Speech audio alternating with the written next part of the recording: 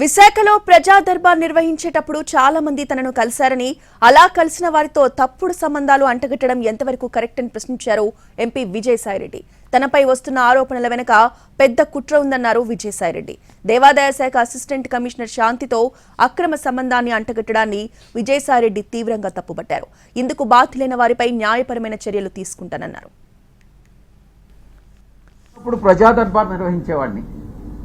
చాలా మంది ప్రజలు చాలా విషయాలు అడిగేవాళ్ళు. చాలా మంది కలుస్తారు. విధి నిర్వహణలో భాగంగా వీళ్ళందరూ కూడా కలవడం జరుగుతుంది.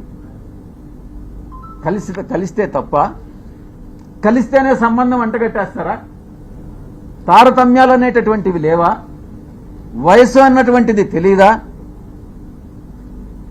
సహాయం కోసం 1-2 సార్లు నా కార్యాలయానికి వస్తే చాలా మంది వచ్చారు. మీలో కూడా చాలా మంది వచ్చారు.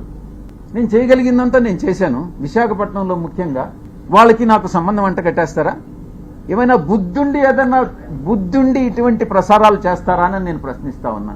అలాంటి వ్యవహారాల్లో నన్ను తీసుకురావడంలో ఒక పెద్ద కుట్ర